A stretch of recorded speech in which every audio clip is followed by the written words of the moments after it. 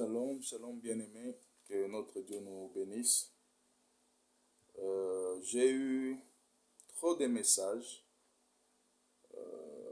me disant si je pouvais commencer encore ou recommencer à cada vez que, à chaque fois que je donne un message, que je puisse le faire aussi en français. J'ai jugé commencer déjà avec le thème que nous sommes en train d'exploiter qui est 2 verset 20. Et la fois dernière, j'étais en train de parler sur Apocalypse 2, verset 20.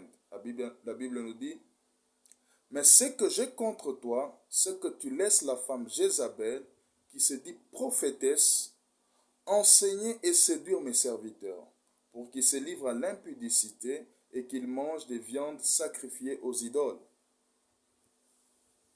Bien-aimés, aujourd'hui, nous avons, gloire à Dieu, des églises.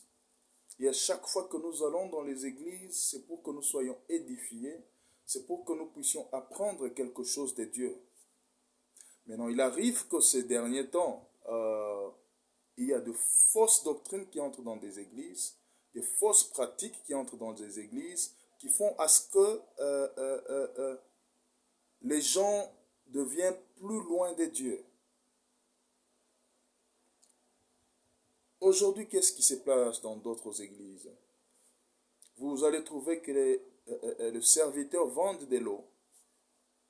Vous allez trouver qu'il y a des serviteurs qui se livrent à l'impudicité.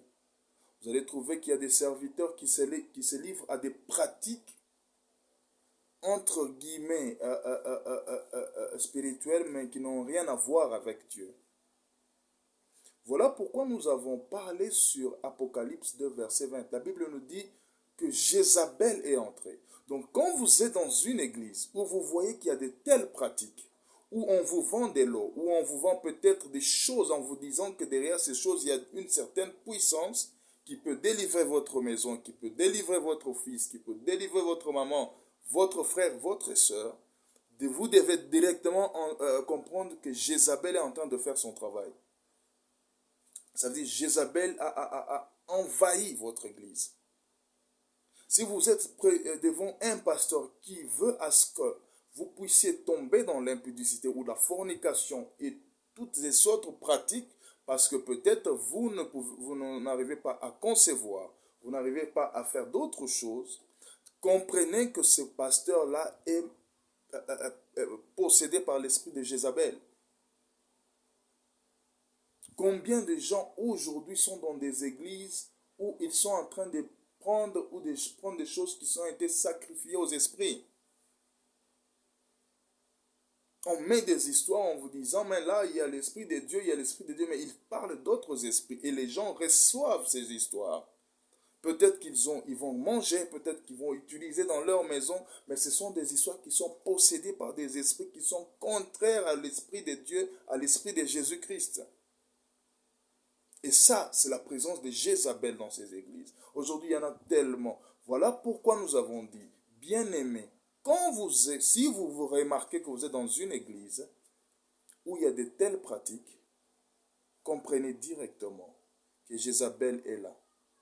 Et la meilleure des choses que vous devez faire, c'est quitter cette église-là. Cherchez l'église où Jézabel n'a pas son empreinte, où l'esprit de Jézabel ne règne pas et ne dirige pas les choses.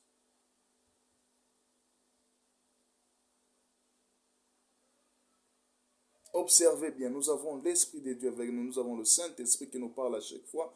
Demandez à Dieu le discernement quand vous êtes dans une église, que vous puissiez comprendre ce qui se passe réellement dans cette église. Et si vous avez des preuves, vous avez la certitude que dans cette église, il y a des pratiques qui ne se posent pas avec la volonté de Dieu ou la parole de Dieu, entendez que Jézabel est là et tout ce que vous devez faire, c'est sortir de cette église et chercher une église où Jésus-Christ est là et les gens adorent Jésus-Christ.